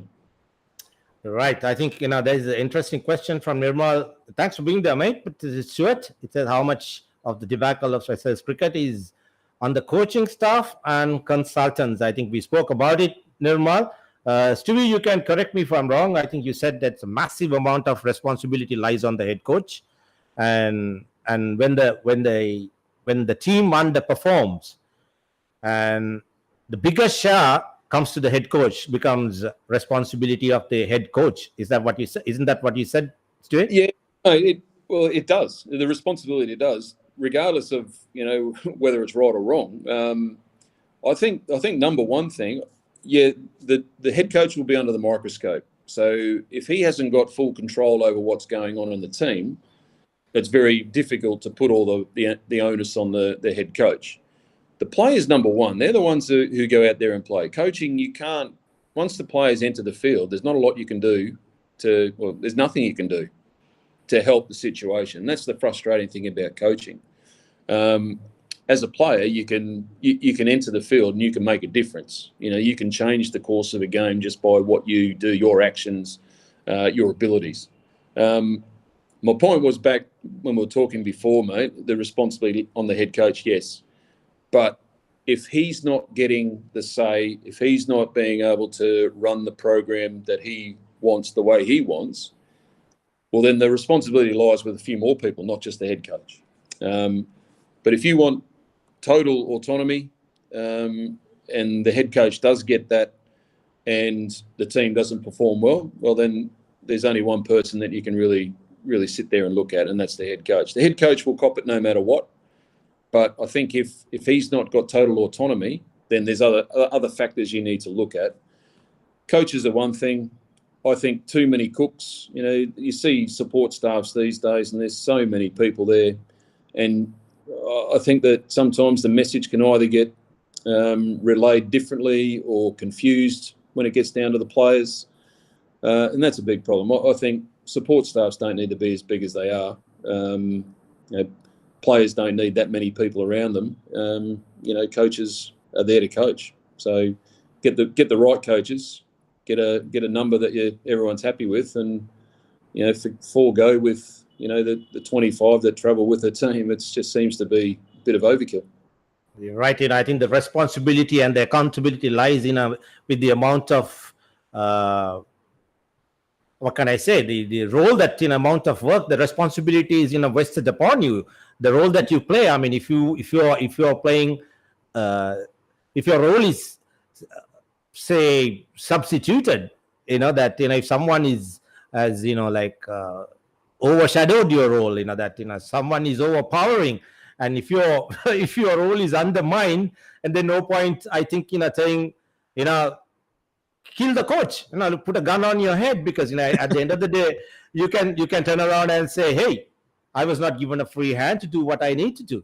My role was completely undermined, or I think that's what happens. I think people are just waking up. There's so many questions. Stewie, if you can, someday when you have time, if you can answer some of these questions, because it's not easy to answer all these questions. Let me see whether should the head coach also be involved actively. I think we spoke about it in team selection. Suresh, we did speak about it at the start of I think in the midway of the program. Yes, we did, and Stewie explained in detail what sort of involvement a coach expects from the selection committee and how important it is, and if coach is to take responsibility in what's happening in the middle, and with the captain, yes, they should be actively involved. And what is Felix saying? Sri Lanka already has some great coaches like Avish Gunnar. What are your thoughts on him? I think we don't want to. I don't want to put Stewie on the spot and say that what his preferences are. To answer that question, I think yes, we have some very competitive coaches in Sri Lanka. I think as a manager, I would, Stewie, let me take the pressure off you and answer that. As a former manager, I think. Take the pressure off you. I think yes, they need certain guidance, and we spoke about Felix. Why the reason why a country should have a foreign coach. I think that's to create a balance and just and have that what can I say, the unbiasedness, and that a person coming from overseas, that he has a different view. And it's a process, like that the young coaches that are coming up, yes, they will be great coaches one day, but there is time and it's progression in place. To be, correct me if I'm wrong, and I think we shouldn't hurry up the process. We spoke about it again at the start. Cricket is a process in life, and that the process should take place. Stewie, that you briefly spoke about your stint with West Indies and how hard it is for you to see what West Indies is going through, being reduced to an associated, I don't know whether it's the right term calling West Indies associated member status. What impact it can have a country losing their status to it? Oh, look, yeah, we don't want to go down that road. We don't want to see that because they fought so hard. The players, teams that come up through the associate system, and they gain the full member status. Recently, Ireland are the ones who have done it. To go back down the other way, that'd be a huge, detriment to the health of cricket in that nation.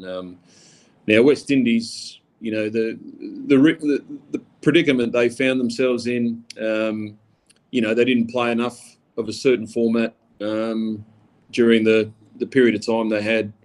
And the times that they did play, they probably didn't play as well as they could. So, that's just the way sometimes that the cricket world works. Look, and I'm still pretty close to some of the West Indies boys. All that's done is just given them more drive, more fire. So fingers crossed, in years to come, they don't let it happen again. And the people that are in charge out there are trying to make cricket in the Caribbean something that the kids want to play, and they do. There's a misconception out there that West Indies boys don't like Test cricket. They don't like any other cricket other than 2020 cricket. That's the biggest load of nonsense I've ever heard. Having been in that system for 2 years and seeing young kids come through, I was lucky enough to work with Shimron Hetmeyer. He loved Test cricket. He wanted to play Test cricket. He's not playing Test cricket because of certain other reasons. and he's on the T20 franchise circuit, but he absolutely loved Test cricket. Elzari Joseph wants to play Test cricket only. You know, he's good enough to play all formats, but Test cricket's his number one. So Shea Hope wants to play Test cricket. He's probably their best, domestic batter at the moment. He's not even in the Test side. So, there have been issues around selection. There have been issues other than non-cricketing things. But the desire to play cricket is still there, and it still beats very strong in their hearts. So, look, I don't think if they can get the system right, they'll be back. They'll be back surely, because they're such a proud cricketing nation, and they desperately want to get back on that world stage. So, fingers crossed they can do it, because life seems pretty boring. This World Cup seems pretty boring without a West Indies. The West Indies flair, the way they go about it, just the confidence, the swagger they bring to a game of cricket. It's something's just missing, and I'd like to see them back pretty quick. Absolutely, coach. And I will hope and pray that the West Indies will be back, sooner than later. And it's a former world champs. Not to see them in a World Cup without them, it's not a World Cup. So wish them all the very best. Just to answer, Naveen, let me put it to Stewie. Stewie, to answer his question, what are your thoughts about the domestic system we have in our country? You think it needs restructuring? You know about it. How would you expect to go about? You've got to go back to what was working when the team was flying. If that's still the same process, well, there's got to be a look at the other parts to there's one thing. The structure of the cricket, the matches they play, the formats that they play, are they still the same? I know there's a desire to play a lot more franchise cricket, and that's only purely to make money. Now, I said earlier I don't think there's not one domestic cricket tournament outside of T20 in any part of the world that makes any money. But it's a process to produce your best cricketers for the national team to go into the team that does make the cricket board the money. Yeah. And if you don't have that step in place, you're set up to fail. So I think the structure that Sri Lanka have produced a number of good cricketers. The list goes on, how good the cricketers have been, and they've been absolutely world class. So the system isn't broken. Something's not quite right if you think that the players aren't coming through with quality, and that might come down to coaching at different stages. I believe you need your best coaches down low. You need your coaches when the kids are 14 and 15, your best technical coaches. Because once they hit 15, 16, 17, you can't change your technique. No matter how much of a coach you think you are, you can't change your technique. You can tinker with it. You can, alter slightly, but you can't change it. So you need to get them at a 14, 15-year-old to get them to bowl the way you want or bat the way you want. And once they learn that, it's ingrained in those 2-3 years, then you'll get, the higher they go when they get to under 17s, under 19s, then they get taught how to play the game. What I'm seeing at the moment now, we got players coming into an under 19 level, and this is not just isolated to one area again. They come in and the coaches need to change the techniques straight away. Otherwise, the kids won't survive.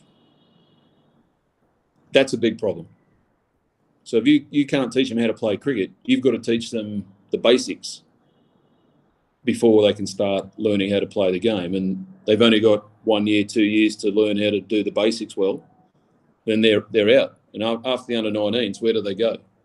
In Australia, they call it the abyss. England, the same. It's an abyss.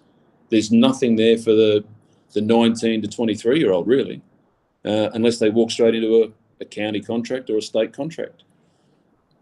And that can be a problem. That's where you get young kids, you might lose some of your best talent. But that all happens because when they're 12, 13, 14, they don't learn the right techniques. That's where you need your best technical coaches to develop the best talent the best way. And then once they get to 15, they can then go out and they've got a basic technique to survive when the conditions aren't favourable. Once they can do that, They can learn to expand on. A batsman can learn to expand on his stroke play. A bowler can, learn to expand on his, the number of deliveries he has, etc. Fielders can then experiment with, other things other than basic catching, throwing, stopping the ball. If they're not learning that at 12, 13, 14, by the time they get to 19, it's too late. Well, I said, just to add on to a little more for what coach said, I think domestic, we need to structure it. I think there's too much quantity and there's no quality. We need to look at it. Perhaps bring the number of teams out there to a meaningful level. That if you bring at the moment, we got 24 teams playing, and if you bring it down to Stewie, that like the time I played, I think the maximum we had was about 12 teams playing. So you're literally, I'm talking about cutting 50% off. So that all those guys who are scattered around coming into lesser amount of club will automatically lift the quality, the standard of the game, I believe. And as you rightly said, that then perhaps that you pump in more money into it, encourage more and more quality players to play in domestic cricket rather than migrating or going to England or Australia to play cricket and miss a season over here. And to harness the best talent that we have, get the best coaches and guide them and come into the national system. I think that's the way forward. Very shortly, Tarindu, yes, the coach spoke about when things go wrong in a World Cup, what the fans feel about. But it is not the time to talk about negativity. Negativity can and create other complications. So you look at the few positives that we have gained and move forward. Talking about negativities will only bring the side down, and as a nation bring us down more. So that's something we don't need to talk about. Very quickly, coach, didn't realize that I have been talking to you for almost bloody 2 hours, mate. The time has flown, and I have not even asked half the things that I meant to ask you. But good for me. Yeah, coach. Yeah, it just I suddenly looked at it as shit. It's bloody time has flown, coach. Very, if you can tell us what your future plans, mate. What you have, where do you go from here? What's in store for you? Oh, mate. Currently under 19 head coach of the Bangladesh national team, and we're gearing up. We've got a tour coming up next month, or later this month, sorry. And then in December we've got the Asia Cup out in I think it's in the UAE somewhere, and gearing up for the under 19 World Cup, which is hosted in Sri Lanka. So I'm looking forward to getting back out to. I think it's all based in Colombo. So Colombo is one of my favourite cities in the world to go to, and I'm looking forward to getting back out there. After that, I need a crystal ball. My contract finishes here in the end of February next year. So I'll be looking for something new come that time, unless I can arrange to stay on here for another bit of time. So immediate future, it's rosy, mate. I can't wait. The boys, I've been with them since July 22. We've played 4 series. We've won 3 in under 19 cricket, so we're tracking pretty well. However, no one seems to be really happy with where they're at. So it's a good thing. So all they're striving to do is improve, and it's been a great journey so far. So looking forward to finishing that off as well as we can. But mate, I'm in that position in life now where coaching for me is what I want to do. It's too late to go and try and do something else, but I absolutely love it. I get a kick. I don't coach for me. I coach for the kids that I'm around. So to see them improve and to get better and to make their way through, that gives me the greatest satisfaction. So I'm hoping that continues for some time, mate. The next question I was going to ask you that if you're given an opportunity to come back and work in Sri Lanka, will you take it? But before that, you said Colombo is one of your favorite places, so that I think that sums up the question. Where you want to be, and I suppose I would love to see you back, Stewie, and just Thanks, that appreciate the honesty, and that's I think perhaps one of the reasons that we have kept our relationship, and just it's always amazing talking to you that you learn so much coming from a different perspective, with the wealth of experience you have had, and which I hope Sri Lanka can put it to use one day. And once again, thank you very much for for being a part of the show. And I said it, many times, at the start of the chat, that it's an honor and a pleasure. I repeat it again, and it's absolute honor and a pleasure to have you. And I wish you all nothing but the very best in your future endeavors, whatever you do. And I'm so thankful for your time. I know you are a busy man. I hope things will ease off in Bangladesh and that you get a little more freedom, that you can move around. I know it's one of the hardest tasks for you to be in confinement, and just stuck in a room that you need to get about. I'd rather be out playing golf or doing something like that at the moment. We've got a bit of time off, so not great to be locked up, but it is what it is. I can't change that. That's one thing that is out of my control, and I just got to do what I'm told. I'm not good at that either. I know.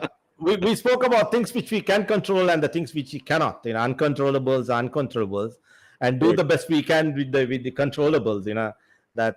Thank you very much. I had a very pleasant Saturday morning. If not, then I probably would have been groggy, grumpy, and perhaps probably pissed out of my mind as well.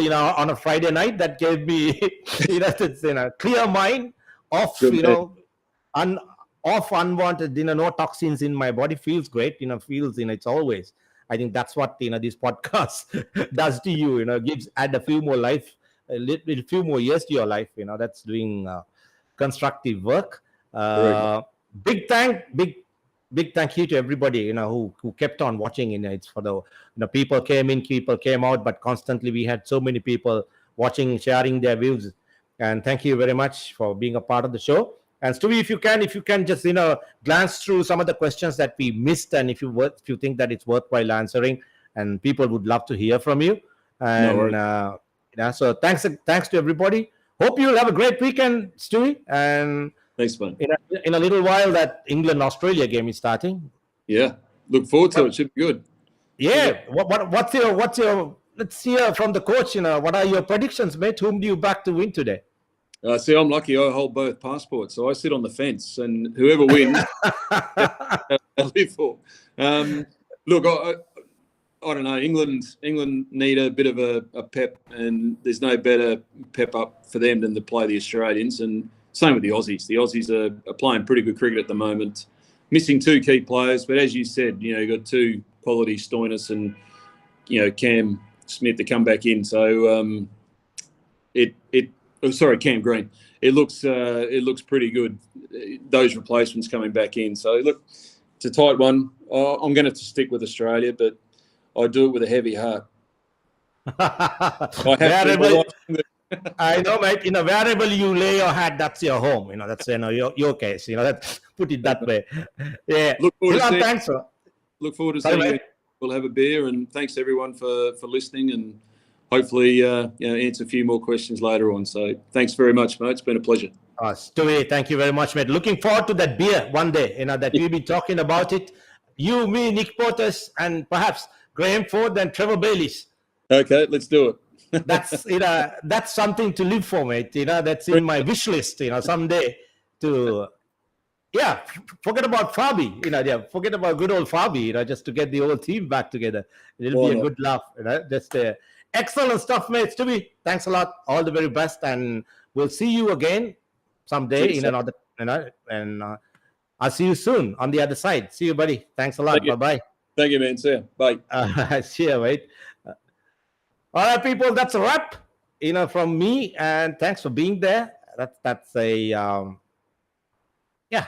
being behind the microphone for almost 2 hours. That's a long day for me, and my work is done. Tilan, thank you very much for being there, mate, and everybody who joined and contributed, asked questions. And if there's anything more to this, you can always put your questions on the link, and I will try to answer. Nisha, thanks a lot, mate. Let me check. Who else is online? Lorraine, good to have you all the way from USA. Leo, Lakshman, Hemant, all those guys. Sita, Asita, thank you. Thanks for being there.